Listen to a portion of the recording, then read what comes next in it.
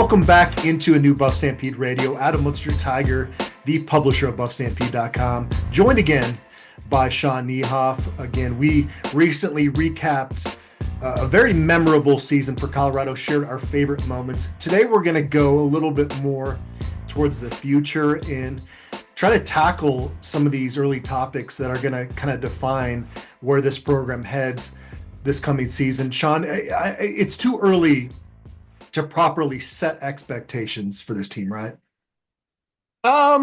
Yeah, I think, I think that when we get through having our conversation, I think we're probably both gonna set those too early expectations, but there's still a lot of roster development to occur. There's still some coaching development to occur. And so those are all the things that we're going to touch on as we go through this, but really until we see where everything lands, it's who knows. I think we both expect that the program building at this point is to where you're not expecting to take a step backward, but we've also, I think we touched on in the last podcast that it's such a year-to-year thing in college football. And you really don't know what a team is going to be year to year, positively or negatively. So it's we've got to see how things come together, and so much of it even goes beyond, I think, talent, in terms of building a team, a real cohesiveness, and that's what we had this last season. So we'll see how that develops for 2025, but definitely excited on the front end going into it, and there's a lot of things to give you some optimism. It's kind of this dance you have to do in this new portal era, especially under Coach Prime, of you're going to want to push the panic button a few times every dang transfer cycle. And it's like, if the last couple of years have taught us anything, it's that you can't do that you've got to kind of hold off on that. Like, I don't know if we knew who Nikhai Hill-Green was a year ago, if you polled most Colorado fans. I don't think he had committed yet. I think DJ Lundy was expected to be that player in the linebacker room. So Right. you've got a patience that is required of a fan base. And in 2025, 2024, the previous years, since the portal came into existence, I don't think most people have the patience. So you've got this weird dynamic of people overreacting. And then once the dust settles, it seems like Colorado continually does a good job of building its roster, but it's not easy to go to sleep some nights when you don't know what your starting lineup's going to be next year. Right. Yeah. And I think more than ever, because you're no longer developing program with the majority of your roster on campus for 3, 4, 5 years. That's still an element, and you've got to really hit on the right guys that you're developing from high school. But it's a different ball game, and you're really looking at players too that gosh, I don't know. I think every generation says this, but when I look back at players that are coming out of high school now versus the players that were coming out 10 years ago and 30 years ago when I played, or more, however long ago that was, we're not counting anymore. It's, there's just a different physical development. There's a different, level of skill and preparedness that these guys have. And so you're counting on guys contributing early, playing right away. And if they don't, they're probably not guys that you're going to develop, that are going to stick around for you to be able to develop down the road. So it's a very, very fluid, situation in terms of roster development. It's becoming more NFL-like, more professional-like. But I think that's where, where teams are going to win and lose over the next handful of years as we still continue to flesh this out and I know there are changes coming in the next, in the next 12 months on the NIL front. And, um, but as you continue to manage the rosters and the NIL and, both true NIL versus the collective pool that every school is going to have, but also the changing landscape of coaching staffs. And it's going to be whoever's on the front edge of that, and getting that structure right, are going to be the teams that are successful. Yeah, I mean, this is going to be an interesting offseason for Colorado because of so many of those dynamics that have already been in place. But now you throw in the fact that you got to figure out QB1. Yeah. And we have not had that experience yet under Coach Prime at Colorado. In fact, you go back through his coaching career, he coached that COVID season at Jackson State without Shador, but he's had Shador by his side really since he started coaching. And so, how do you manage this? You've got Caden Salter coming in from Liberty. He's a proven winner. He is a dual threat quarterback that is going to be better in the RPO game than Shador. That was not his strength, obviously, as a college quarterback. But you try not to forget about Ryan Staub, who's put in time. And as we record this at 11:12 a.m., January 4th, is still a Colorado Buffalo. And I hope he is a Colorado Buffalo going forward because he has gone up against that first team defense. So he's gotten a lot of development during his time in Boulder. And then Julian Lewis, who was handed the keys by Shador Sanders on his official visit. And I don't know the best way to properly handle this other than equal reps, let the best man win. Is there anything else that can be added to what will best decide who will be Colorado's starting quarterback this coming season?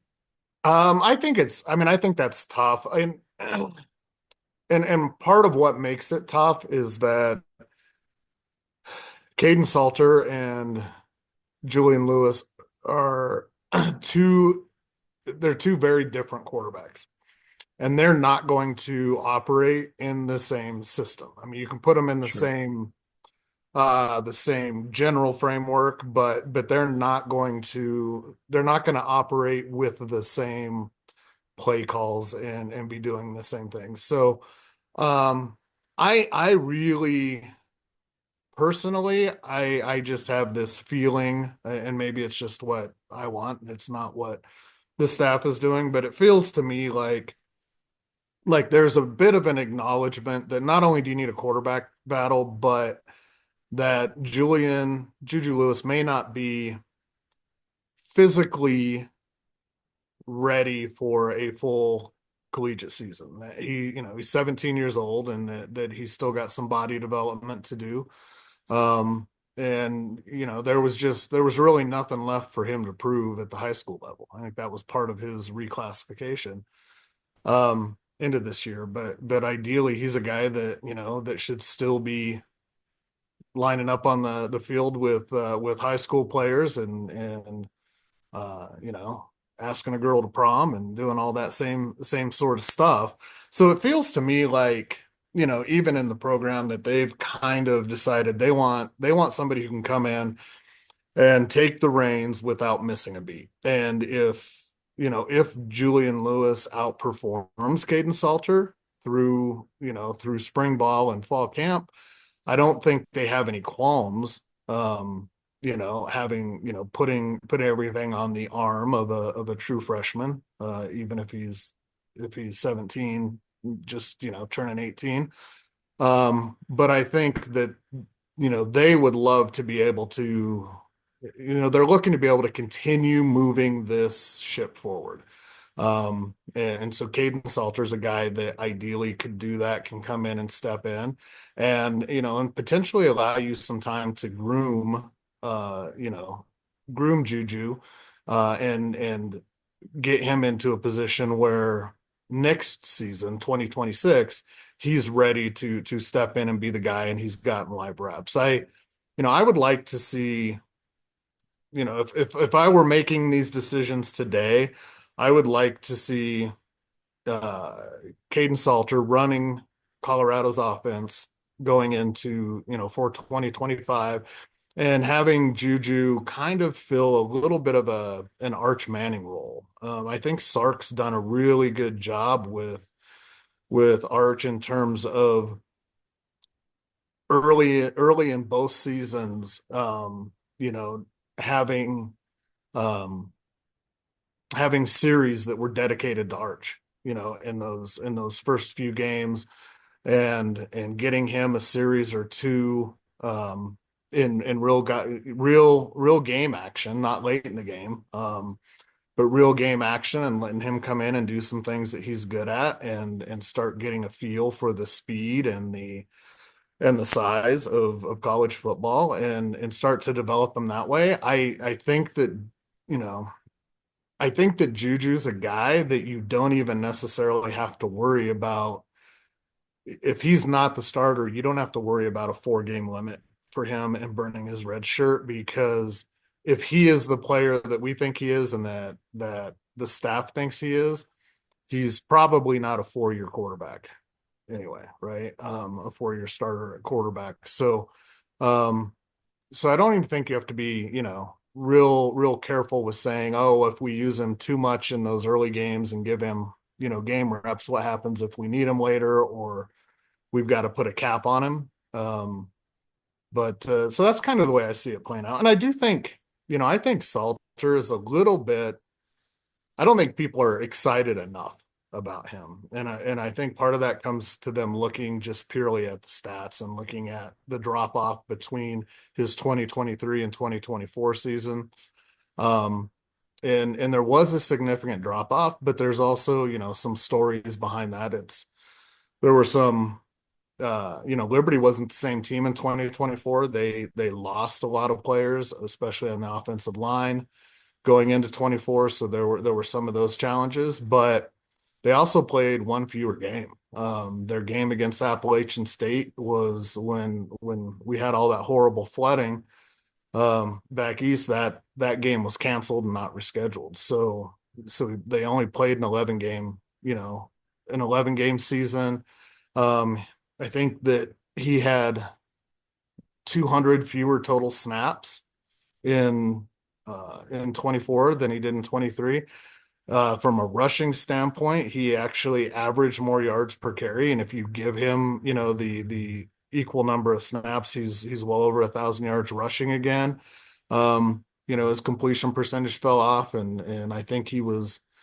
I think that part of that was due to them, retooling their offensive line a little bit, and he lost his number one receiver and two of his top 4 guys going into the season. So you've got to build, some of that over again. And he's definitely going to have a much higher caliber of receiving, top to bottom receiving core at Colorado than he did at Liberty. So I think that, that's the way I would ideally see it playing out. And I was afraid when they were going through the recruitment of Juju that you were going to have to make promises to a kid like that, to a player of his caliber, that that he was going to come in and he was going to be your day one guy.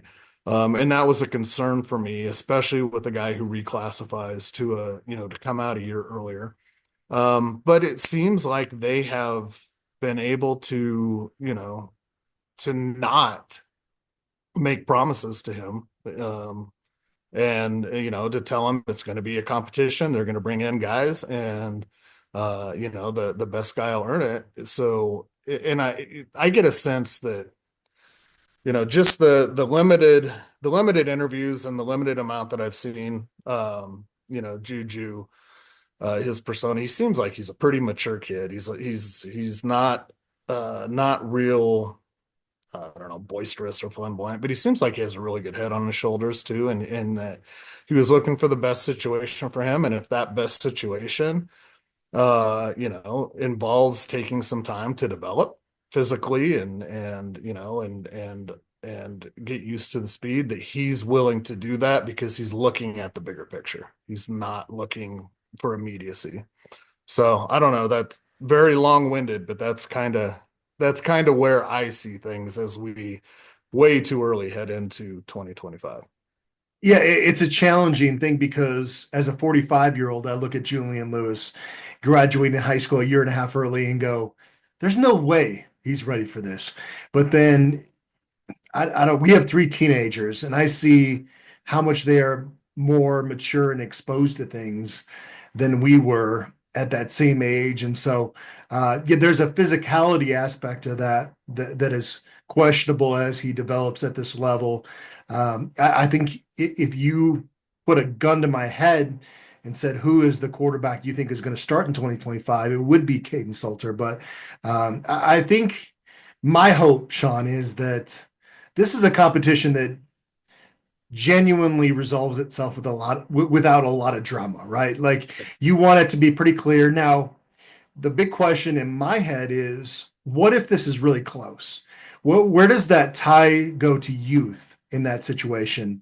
If they're even, I don't think there's a question that you got to go with youth, right? But what happens if Julian Lewis is just a tick below Caden Salter going into camp? Yeah, and I almost lean the other way with that for a couple of Okay. reasons. And one is that, even if it's close going in, you've got a proven commodity in Caden Salter.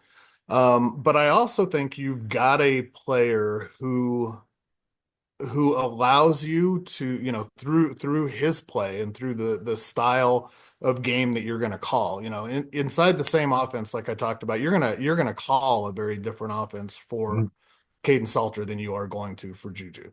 Um, and I think the style of offense that you're going to call for Salter is one that enables you to do a lot of the things that you've been talking about for the last 2 years that you need to do in terms of becoming a more balanced offense.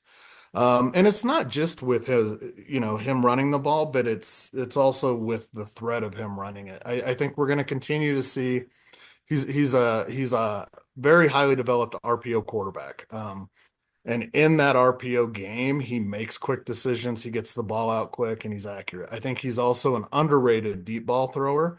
I think where he struggles is, if he's got an area that he needs to continue to work on, it's a lot of the same things that people complained about with, it's hard to complain about Shedeur Sanders, but one of the areas that people did complain about was his his inability to quickly process uh, intermediate routes and to throw the ball on time and to move from one read to another. And that's an area that Salter, also needs to improve on.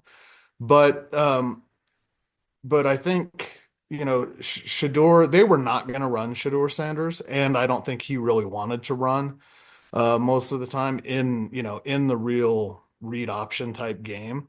And, so there were a lot of plays where they were running a zone read and Shador didn't even carry out the fake. And so he's not even from a running out the play fake standpoint, keeping a defensive end or an edge contained player honest.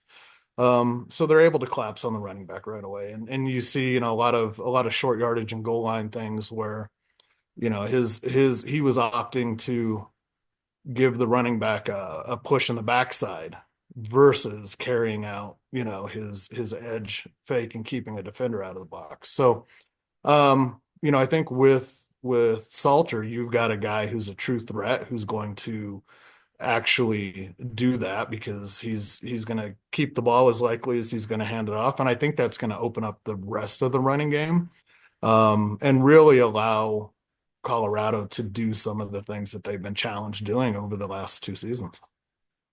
Today's episode is brought to us by Macaulay Capital Fractional CFO Services. Is your business looking for financial guidance and support but not yet big enough to hire a full-time CFO?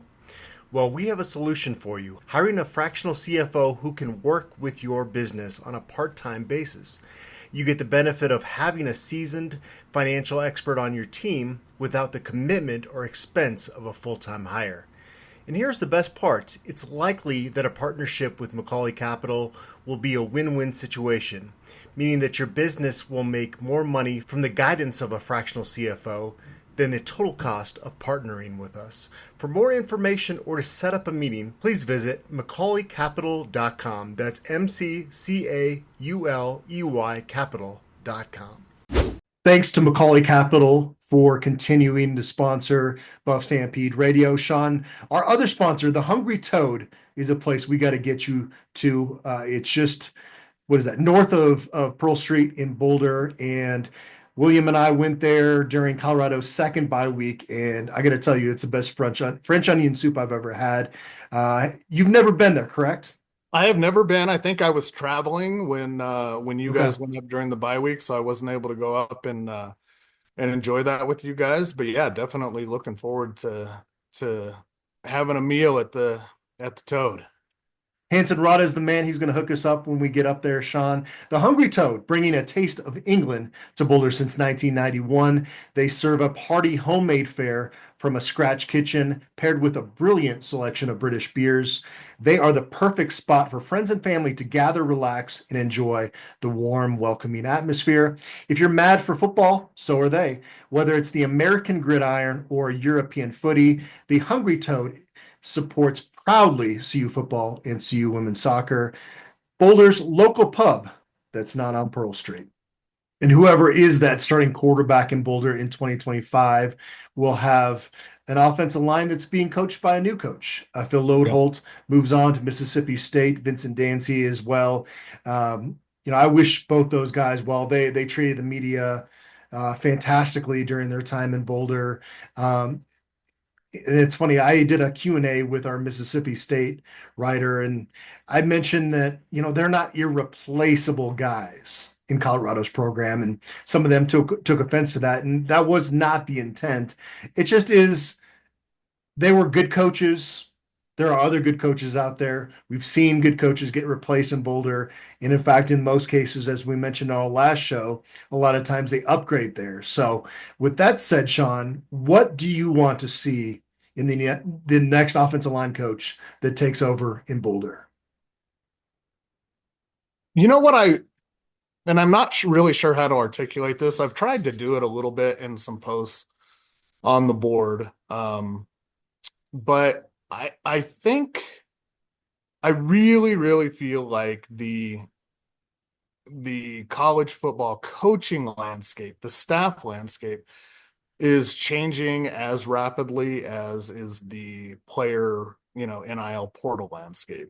With the elimination of the coaching limits and the ability for your GAs and your analysts and your consultants to actually coach on the field and have an impact. I think I think you've got the ability to address things a little bit differently. And, you see what happened on the defensive side of the ball, the defensive line, with a real committee approach with Damian Lewis and Warren Sapp and Vincent Dancy on that defensive line.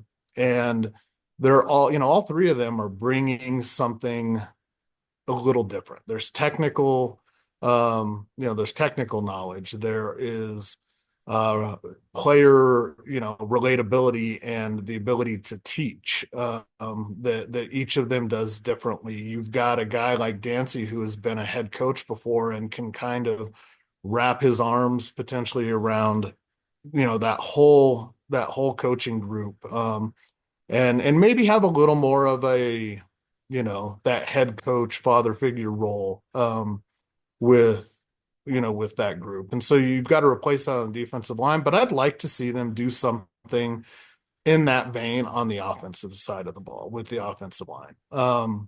It's, I think I had expressed previously that while it's not that I have a lack of respect for Phil Lodeholt's knowledge or, the schemes or anything else, and we're only privy to so much, inside information. And it's very selective in what we get to see. But when you go through an entire season of of well-off media videos and all the different access that we have. And it's, one of my takeaways is I just didn't see him teaching a lot. I didn't see him coaching a lot. He seemed to kind of be a bit of a disciplinarian and a little bit of a yeller, but you have no idea what's going on in the meeting rooms behind closed doors. But I'd like to see them bring together a group of guys, and I don't care what their titles are, and I don't care who is has the offensive line coach title, but a real team effort where you don't have to find the perfect guy that has every trait that you need. You're able to do it by bringing together a collective of guys.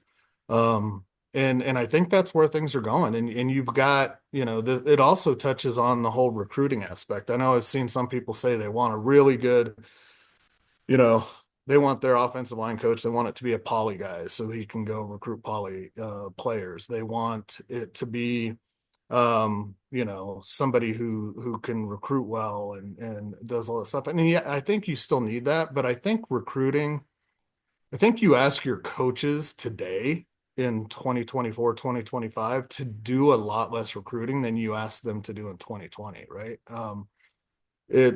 You've got now a whole staff built out and the ability to have a player personnel general management staff that goes out and handles that sort of stuff. And CU was in front of the curve on that. I mean, they've got a pretty robust recruiting GM player personnel department that takes care of that sort of stuff. So you're no longer having to sacrifice some coaching chops because you got to have another recruiter on staff. So I guess again, a very long-winded way to get to. I don't know that there's a guy that I'm looking for, but I would like to see them. And I don't know if Gunnar White, continues to be one of those guys or not. He's behind the scenes so much that I don't really have a sense for how good of a coach he is. But I would like to see them take that same approach so that you can cover a lot of different angles with that unit versus having to find the right guy who does everything. Yeah, if indeed there's not going to be a limit on coaches in FBS programs going forward, you're going to have to find this really delicate balance between there not being too many cooks in the kitchen in the right amount of cooks. But for an offensive line, to build off your point there, Sean, you've got tackles and interior guys that have very different responsibilities.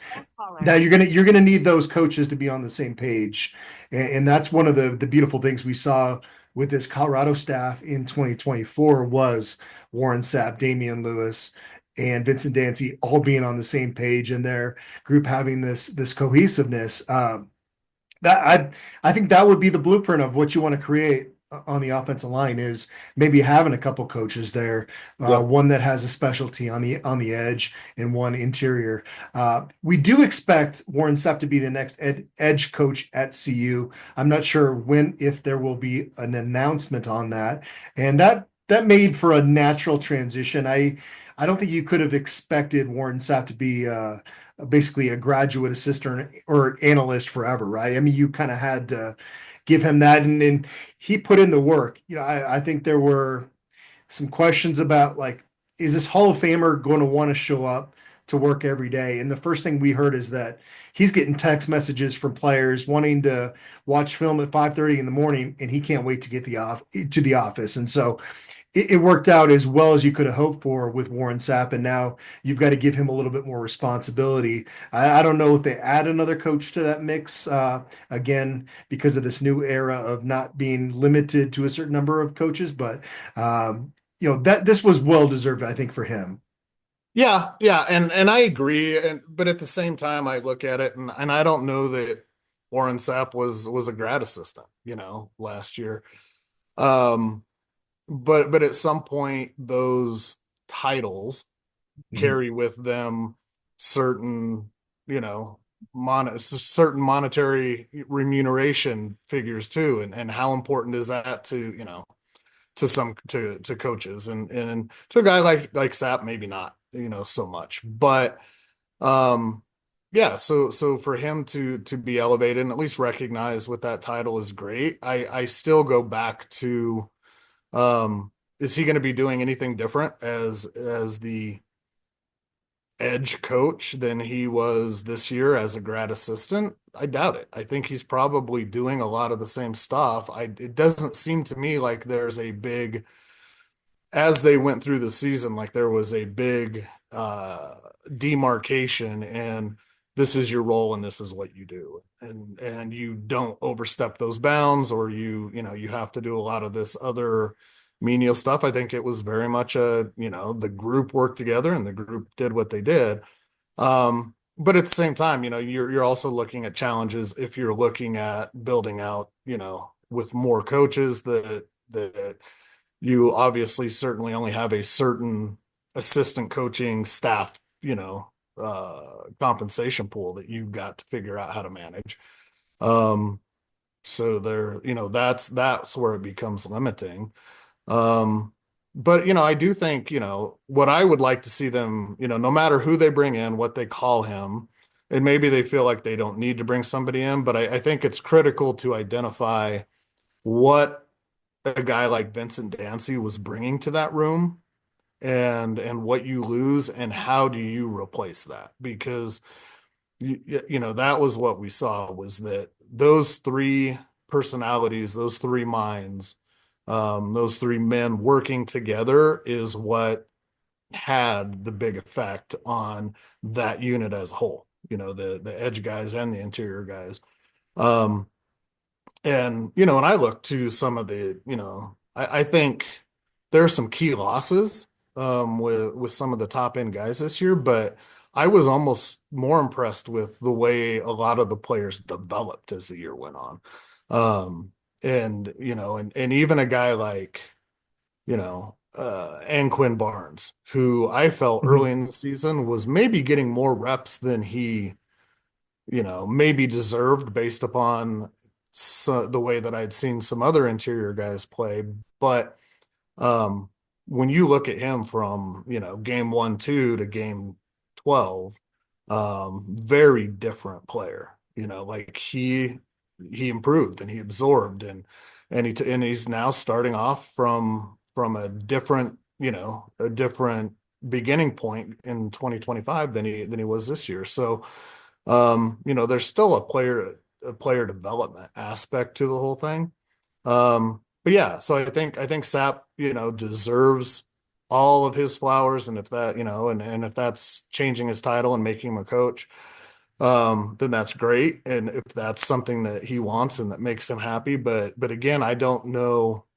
I think I'm just looking at it and not getting as hung up in, in titles and saying who's this guy and who's that guy, as I am in saying who's this micro staff. Yeah. And you mentioned the fact that they're going to have to replace a lot of key guys. I was going to ask you after that, the biggest reasons for optimism going into the offseason. I think you got to start with two words, and those two words are Deion Sanders. He is the head coach in Boulder. That is the number one reason for optimism, and the reason that you look at kind of the overhaul that they're going to have to do on the roster once again, and you feel confident. Is there anything else that kind of gives you that feeling that they can build off this 9-win season and kind of have a different trajectory as a program, as opposed to the last real team that played in the Alamo Bowl? I'm not counting 2020. That was a fake season. Back in 2016, Colorado won 10 games, went to the Alamo Bowl, had a similar disappointing result in that football game. Mike McIntyre, there was a lot of stuff we could spend a lot of time talking about that did not allow him to elevate this program. What makes you think, if anything, that Coach Prime and this staff will have this program having much more success following this Alamo Bowl? Well, I'm going to backtrack and just reiterate what you said, and Prime is the key reason, and for me, I think it's just that he has proven over his first two seasons he's so much more substantive than I think most people, or I guess I shouldn't talk for anybody else, than I thought he was going to be coming in. And so I think that he's gone about things the right way. And one of those things is that he has really built the talent and the depth, as much as you can over the course of 2 seasons in this portal era. I mean, he's really improved that. And so when you look at the roster, and we're losing, there's a ton of guys that are leaving, but there's so many playmakers coming back on both Mhm. sides of the ball, that give you, a lot of reason for optimism. That I think there's so many playmakers on offense. Defensively, you've got, a lot of guys at the front, on the line and edge, and then also in the secondary coming back. And I really feel like next year's secondary has the potential, even losing a Travis Hunter and losing a, Cam Silman Craig or whatever. I think from a talent perspective and a skill perspective, it could be a better secondary. Colton Hood is probably Yeah. the most technically proficient and athletic guy. He might have a screw loose too, which is actually kind of Yeah. fun to watch out there. Yep. And I mean that in the best way possible. That's what you want, I think, in a for football sure. player. And he's, I think towards the end of the season, he started stepping up as his role increased. I think he felt the freedom to start stepping up a little bit more as a leader too. And so he was becoming more vocal. And I kind of look at him as being, one of the guys that potentially steps in and becomes a replacement for Cam. And they're not going to play the same, the same role, the same position. But in terms of being a guy who really becomes your vocal leader, kind of your heart and soul type guy, I can see him doing that. I think some of the other guys are a little more quiet. But I like what they've got coming back on both of those areas. They really need to find a linebacker, but Yep. but and then offensively, you look at what they've got. I mean, again, you lose your top 3 wide receivers, and you're still looking at a receiver room, and you're bringing in some guys through the portal that, your receiver room is still going to be a top-notch room in the country, and you've got so much talent there. And I think they've got a situation at quarterback where you're not going to replace Shador, but I think you can continue at, near the same level of play and production. It's just going to be different. It's going to be a different style. But then up front, you've got to figure out, and you've got to solve some issues on the offensive line and potentially at running back. I'm still a little on the fence. I would love to see a more dynamic running back, but I'm a little on the fence as to how much of what we've seen is running back related and how much is offensive line related. And, you look at a team like Oklahoma State and what Ollie Gordon did last year and what Ollie Gordon did this year. And the real difference was, were the guys in front of him. And he's still, he's still a talented guy, and he's still a guy that I would have loved to have had on my football team. But, in 2023, he was averaging almost 5 yards per carry before contact. I mean, that was up front getting it done. And this season he was averaging, I think, under 2 yards before contact. So, and the results for that run game are just dramatically different. And for, not that that's the sole cause of Oklahoma State's, fall in 24, but it's part of it. So yeah, I don't know. I do have a lot of optimism. I think that one of the things Prime has done well is he's learned his lessons too. Like, I think he continues to see where there are deficiencies and some decisions and design that has maybe not been what it needs to be. And he's willing to fix those and to change approach and to correct some things. So I just think the foundation is set. But again, it's all going to come down to all those extra pieces that you bring in and how it all forms together. You just mentioned 10 points that I want to respond to. And then I look at it and we're January 4th. We've got a long off season coming up, Sean. And I'm glad that you were able to join the podcast. I hope we can do this quite often throughout the off season. Obviously, William Gardner as well. I'm going to do a new podcast with him, and we got to get to the Hungry Toad, our sponsor, in February. I think we're going to do a meetup there. And before you know it, spring ball will be starting. The great thing about Colorado playing in a bowl game is that this off season is not as dreadfully long as we have become, unfortunately, accustomed to previously following Colorado. So we're going to be right back to it. Sean, great stuff. I really appreciate you for hopping on the podcast. Thanks for having me. It's always fun. I know it's a little long-winded, but hopefully it's not so horrible that people will watch and listen all the way through. I have a feeling you're going to get great response because I thought you had some great points there. Sean, thank you so much for taking time out of your weekend schedule, and I appreciate everybody out there for tuning in.